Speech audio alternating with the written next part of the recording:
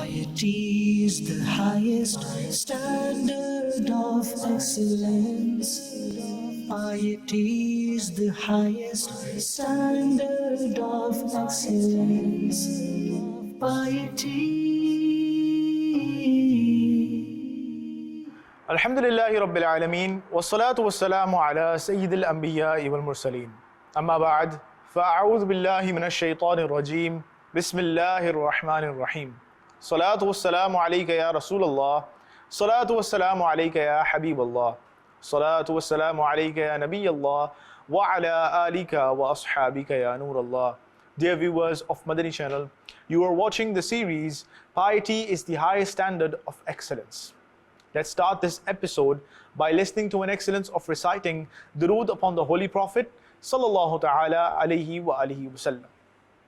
The noble Prophet sallallahu ta'ala alayhi wa alihi wasallam has stated, when the one who recites salat upon me 100 times on a Friday is present on the day of judgment, he will be accompanied by such a nur that will be sufficient for all the creation if it is distributed. Sallu ala al-Habib sallallahu ta'ala ala Muhammad sallallahu ta'ala alayhi wa alihi wasallam. Dear viewers of Madani Channel, before listening to this episode, let's make some good intentions. The Holy Prophet sallallahu ta'ala alayhi wa alihi wasallam has stated, Niyatul mu'mini khayrun min amali. That is, a believer's intention is better than his action. Therefore, let's make some good intentions. Firstly, make the intention that you will listen to this episode to gain the pleasure of Allah Almighty. Whatever you learn from this episode, inshallah, you'll try to apply it in your real life and spread it to others as well. And you will listen to this episode till the very end, inshallah azza wa jal. In this episode, we'll be covering the piety of our pious predecessors, rahimahumullah ta'ala. Sayyidina Imam Fakhruddin Razi rahmatullahi ta'ala alayhi has said, Imam Azam Abu Hanifa rahmatullahi ta'ala alayhi once went to a non-Muslim debtor to receive the payment. On the way close to his home, his blessed shoe was accidentally covered with mud. To remove the mud, he rahmatullahi ta'ala alayhi shook his blessed shoe. The mud flew and got stuck on the wall of the fire worshipper, that is the debtor. Now Imam Azam Abu Hanifa rahmatullahi ta'ala alayhi became extremely worried because by scrapping the mud off the wall, it would damage the wall. And if he left the mud there, the wall would remain dirty. Pondering over this, Imam Azam Abu Hanifa rahmatullahi ta'ala alayhi knocked on the door. The non-Muslim debtor came out and saw Imam Azam Abu Hanifa rahmatullahi ta'ala alayhi, and he thought that Imam Azam rahmatullahi ta'ala alayhi had arrived to demand the repayment of the debt. He began making excuses about the repayment. However, Imam Azam rahmatullahi ta'ala alayhi was only concerned about the mud that got stuck onto the wall, and he humbly apologized to the debtor and said, please tell me, how can I clean your wall? Witnessing the divine fear and restlessness of Imam Azam rahmatullahi ta'ala alayhi regarding human rights, the fire worshipper was deeply moved and said, O Imam of Muslims, the mud that messed the wall can be cleaned off later. First clean the dirt of my heart and revert me to Islam. Therefore, upon witnessing the piety of Imam Azam Abu Hanifa rahmatullahi ta'ala alayhi, the non-Muslim embraced Islam. Subhanallah azza wa jal, Subhanallah azza wa jal. Sallu ala al-Habib sallallahu ta'ala ala Muhammad sallallahu ta'ala alayhi wa alihi wasallam. O lovers of the beloved Prophet sallallahu ta'ala alayhi wa alihi wasallam, who profess their love for Imam Azam Abu Hanifa rahmatullahi ta'ala alayhi, have you noticed the extent to which our Imam Azam rahmatullahi ta'ala alayhi feared Allah azza wa jal regarding fulfilling human rights? Those people who intentionally cause troubles to others, mess their walls and stairs, throw out garbage in front of houses of other neighbors, stick posters or stickers on others' vehicles, walls of the shops and doors of their houses without their permission, and sometimes even spray graffiti on their walls, therefore hurting and violating the rights of people. This also causes disrespect to sacred writings. These people should learn a lesson from this parable. Remember, if a person violates another person's rights in this world and does not ask his pardon, then on the day of judgment, he has to compensate that person with his own good deeds. If he's unable to fulfill the rights of this way, then he will have to carry the burden of that person's sins. For example, if a person scolds someone without any Shari'i reason, or does not pay off someone's money, messes the walls of another person by sticking posters of graffiti, or troubles someone by encroaching unjustly upon the shop or home, one who runs away from denting or scratching someone's motorcycle or car, etc., with his own vehicle, if he violates the rights of people by any means, even though he offers salah, performs hajj and umrah, gives a lot of charity, and performs good deeds in this world, then on the day of judgment, all of his acts of worship will be taken away by those whom he harmed without any Shari'i reason. Therefore, due to depriving others of their rights, a person, despite of being a haji, observes different salahs including tahajjud, observe fasts, etc., will be made to enter hell. Tubu ilallah, astaghfirullah, sallu ala al-habib, sallallahu ta'ala ala Muhammad, sallallahu ta'ala alayhi wa alihi wasallam. Dear viewers of Madani Channel, people who do not care at all about human rights should obtain Madani pearls of advice from this parable of Imam Azam Abu Hanifa rahmatullahi ta'ala alayhi. A pious saint of Allah Azza wa Jalla has said, one day we were going somewhere with Imam Azam rahmatullahi ta'ala alayhi. Unintentionally, the blessed foot of Imam Azam rahmatullahi ta'ala alayhi bumped into the foot of a boy. So he shouted in pain and said unintentionally, "Sir, are you not afraid of the divine revenge on the day of judgment?" Having heard this, Imam Azam rahmatullahi ta'ala alayhi trembled with fear and fell to the ground motionless. After some time, when he rahmatullahi ta'ala alayhi came to his senses, I asked about the reason for his deep worry after listening to the words of that boy. He rahmatullahi ta'ala alayhi replied, perhaps his voice was from the divine guidance. Allahu Akbar. Dear viewers of Madani Channel, having heard this incident, it cannot be imagined that Sayyidina Imam Azam Abu Hanifa rahmatullahi ta'ala alayhi would deliberately have trampled the foot of that boy.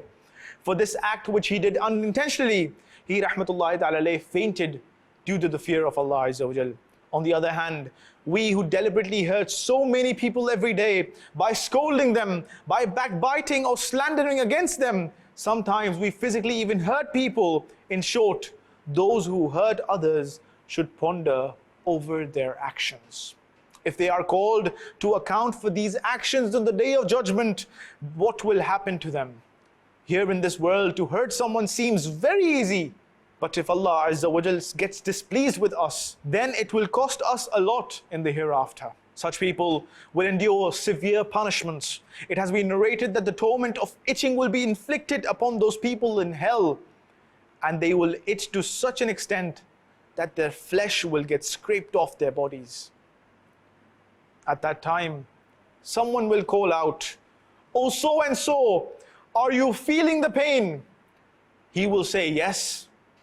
Then it will be said that this is in compensation for the torture you used to inflict upon the true believers. Allahu Akbar, Allahu Akbar. Sallu ala al-habib, sallallahu ta'ala ala Muhammad, sallallahu ta'ala alayhi wa alihi wa sallam. Dear viewers of Madani Channel, Imam Azam Abu Hanifa rahmatullahi ta'ala alayhi was a great worshipper and a very, very pious person, possessing mystic knowledge, and he feared Allah Azza wa Jal. He rahmatullahi ta'ala alayhi always sought the pleasure of Allah Azza wa Jal through his knowledge. In the beginning, Sayyidina Imam Azam Abu Hanifa rahmatullahi ta'ala alayhi was a trader. One day he rahmatullahi ta'ala alayhi met an Imam who asked Sayyidina Imam Azam Abu Hanifa rahmatullahi ta'ala alayhi, "What do you do?" Imam Azam rahmatullahi ta'ala alayhi replied that he had a business in the market. The Imam said, "Why are you busy in the market? Keep approaching Islamic scholars." Imam Azam rahmatullahi ta'ala alayhi replied, "I rarely visit Islamic scholars."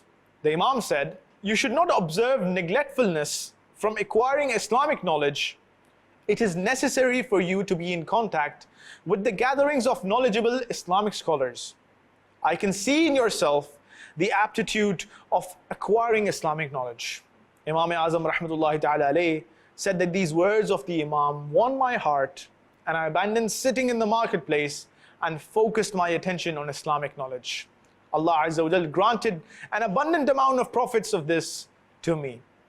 It has been narrated that in the last stage of his life, he was asked a question as to how he rahmatullahi ta'ala alayhi attained such an elevated status. Imam Azam Abu Hanifa rahmatullahi ta'ala alayhi replied, I never became stingy to benefit others through my knowledge, and whatever I did not know, I never felt ashamed in gaining benefit in it from others. Subhanallah Azza wa Jal.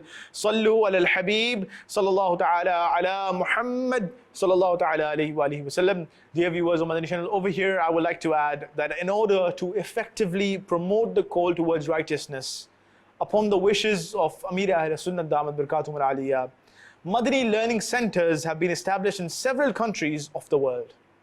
At these Madani learning centers, Islamic brothers from near and far come and stay, learn sunnahs of the Holy Prophet sallallahu ta'ala alayhi wa alihi wa sallam, and they sit in the gathering of the lovers of the beloved Rasul sallallahu ta'ala alayhi wa alihi wa sallam.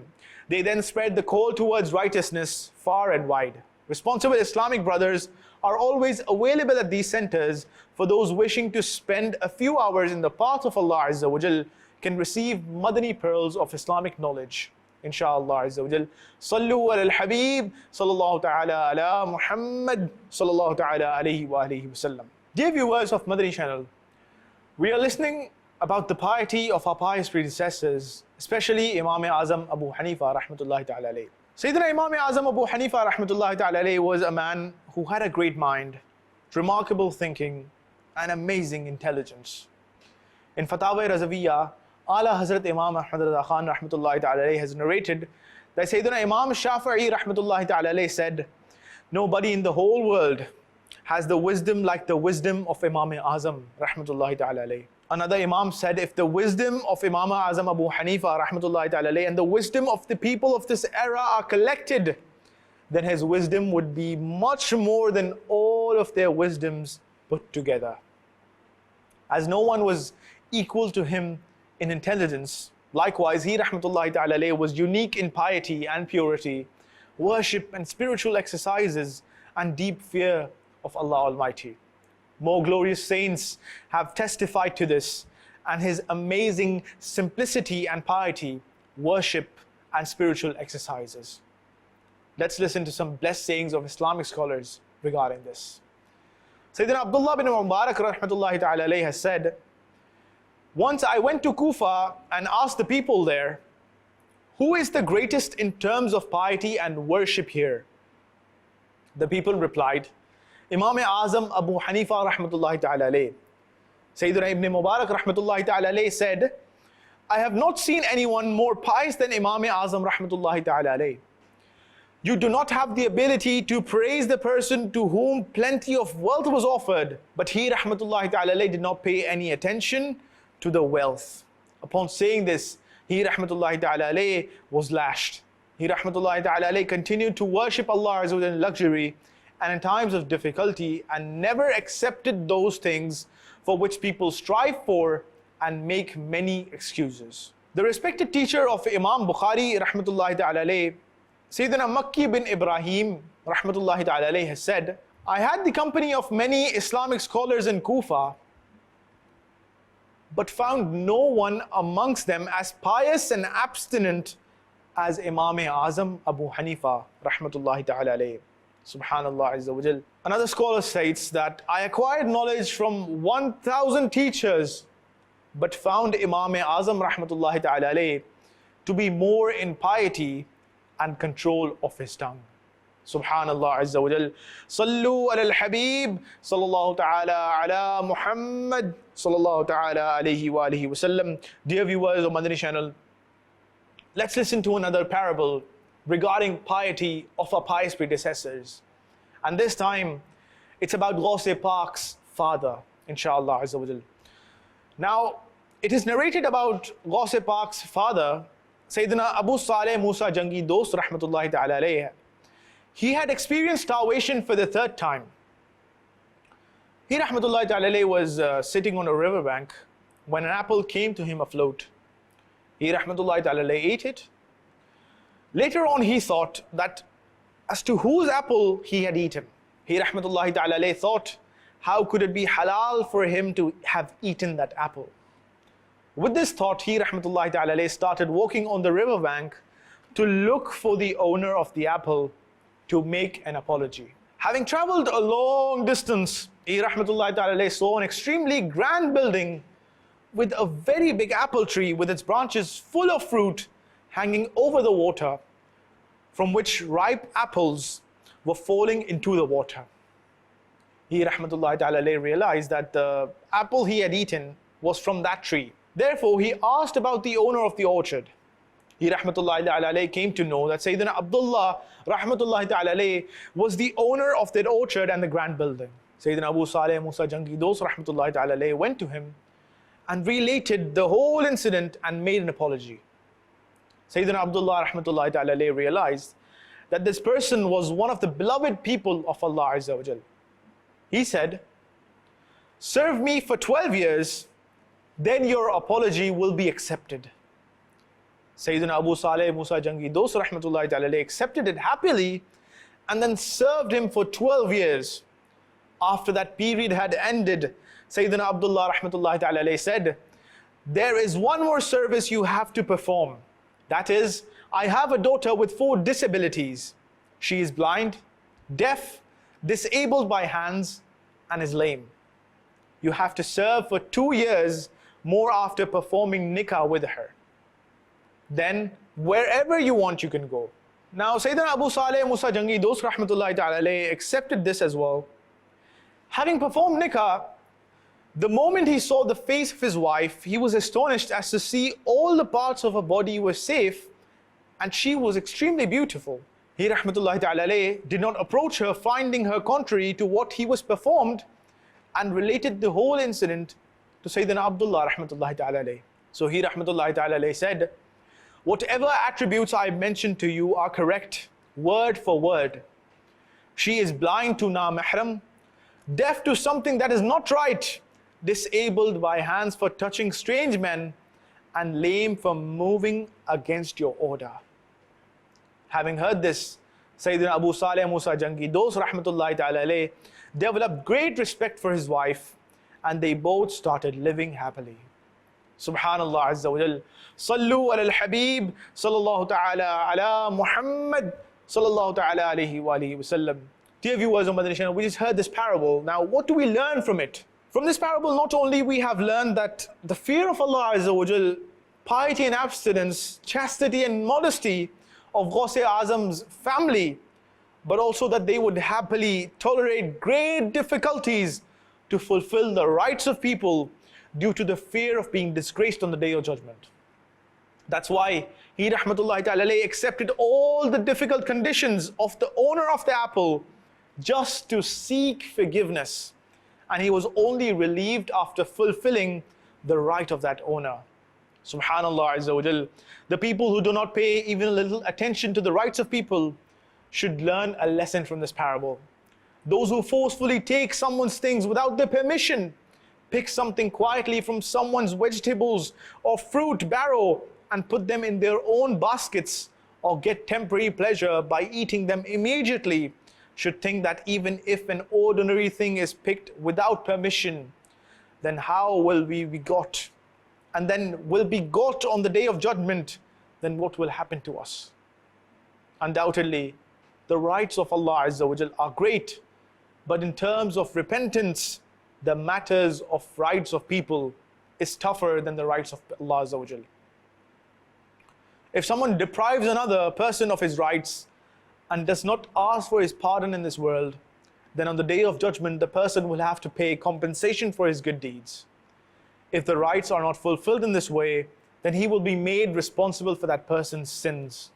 Tubu ilallah, astaghfirullah, sallu ala al-Habib, sallallahu ta'ala ala Muhammad, sallallahu ta'ala alayhi wa alihi wa sallam. Bringing this episode towards its conclusion, let's listen to a blessed hadith of the Holy Prophet sallallahu ta'ala alayhi wa alihi wa sallam. The beloved and blessed Prophet sallallahu ta'ala alayhi wa alihi wa sallam once asked the blessed companions, Atadruna man al-muflis? Do you know who is a destitute? The beloved companions radiallahu ta'ala anhum humbly said, O beloved Rasul sallallahu ta'ala alayhi wa alihi wasallam, the destitute amongst us is he who has neither any dirham nor any other possession. The Prophet of Mercy sallallahu ta'ala alayhi wa alihi wasallam said, no, in reality, these people are not destitute. Rather, the destitute amongst my ummah on the day of judgment will be the one who will arrive with salah, fast, and zakat, but he will arrive having abused someone, slandered someone, shed his blood, abused him. Thus, in exchange for his sins, these oppressed people will be compensated with some of his good deeds from his account. If his good deeds are not enough to repay what is due to them, then the sins of the oppressed people will be thrown out upon that cruel man, and therefore he will be thrown into hellfire. Tubu ilallah, astaghfirullah, sallu ala al-habib, sallallahu ta'ala ala Muhammad, sallallahu ta'ala alayhi wa alihi wasallam. We make dua in the court of Allah Azza wa Jal. May Allah Azza wa Jal grant us with the blessing of piety, and may Allah Azza wa Jal help us fulfill the rights of other people. Ameen. Bijahin Nabi Ameen sallallahu ta'ala alayhi wa alihi wasallam. Keep watching Madani Channel. Sallu ala al-habib sallallahu ta'ala ala Muhammad sallallahu ta'ala alayhi wa alihi wasallam. Piety is the highest standard of excellence. Piety is the highest standard of excellence. Piety